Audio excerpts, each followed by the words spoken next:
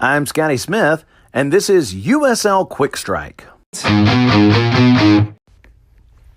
Congratulations to the following teams who earned wins on the weekend. Fresno, Reno 1868, New Mexico United, Phoenix Rising, Las Vegas Lights, Atlanta United. They actually earned 6 points, 3 on Wednesday and 3 on the weekend.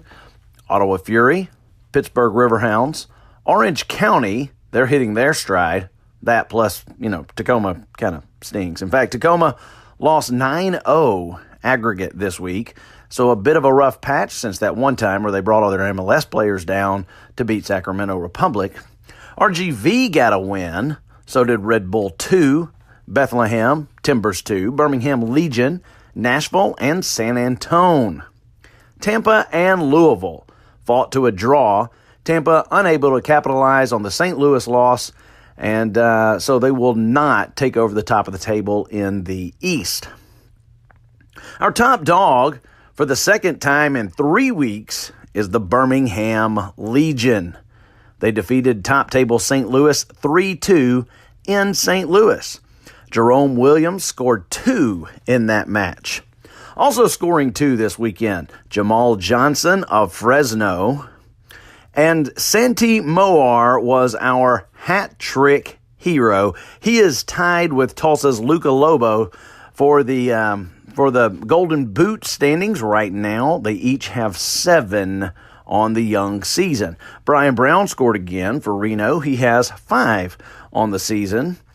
And our top team of the week was New Mexico United. Man, they put on a show, scoring 5 goals, most of which were in really quick succession. They've just got a lot of offensive firepower, and they are putting on a show right now. There were snowbanks at Colorado Springs. Shout out to the grounds crew. They cleared the field so the boys could play. Our super sub of the week was Ropapa Menza of Nashville, who had a goal and an assist. I've said for 2 years now he should be starting. He should be starting. There's no question about it. He's the best attacking player on that team. He comes in off the bench. It's a scoreless draw. He gets an assist, and then he adds a goal a few minutes later. Ropapa Menza, our super sub of the week. Jose Angulo gets my vote for goal of the week.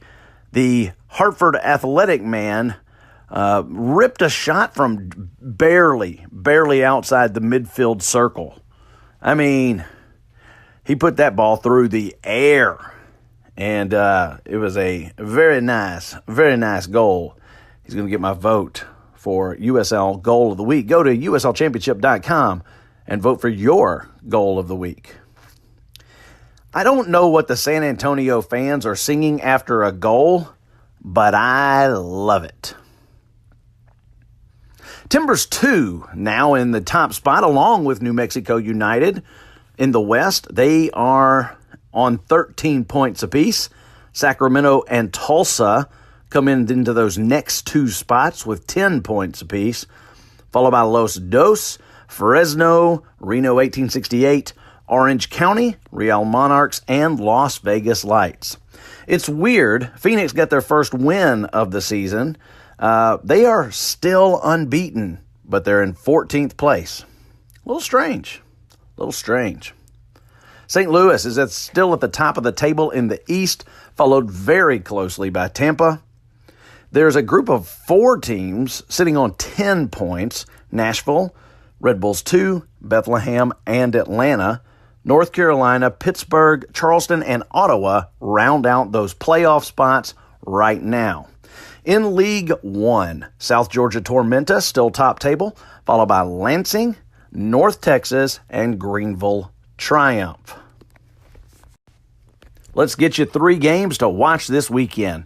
I really love the stadium in Pittsburgh, Highmark Stadium. It's right on the river. At any point in the game, you are liable to see a barge float by. There might be a train because it's also right there on the tracks. And this weekend, they host the top team in the East, St. Louis FC. We'll see if Bob Lilly's defense can stifle St. Louis and give some other teams a chance to capitalize. It's one of those situations where state bragging rights are on the line. It's Charlotte versus North Carolina FC. State bragging rights are pretty fun, and Charlotte Independence has an opportunity to knock off the team that is currently in the playoff hunt, North Carolina FC. They're about they're about 1, 2, 3, 4, 5, 6, 7th in the East. So Charlotte versus North Carolina, I have to speculate that there's probably going to be some Twitter chatter back and forth between those two SGs this week. Both of those games are at 6 o'clock, the Pittsburgh-St. Louis game, as well as the Charlotte and North Carolina FC match.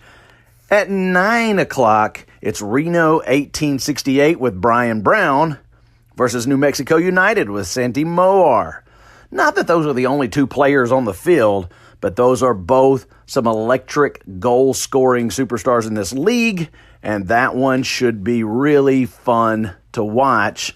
Once you get the kids to bed, settle down and watch that one on ESPN Plus at 9 o'clock, Reno versus New Mexico United. A little disappointed this weekend because I want American soccer stadiums to be packed. I see that as a major indicator of America's love of the game. I'm still seeing some reasons for concern. So get out there and support your local team, weather permitting. Thank you very much for joining us this week. We'll be back next week to highlight all of this weekend's action. Support local soccer, everybody.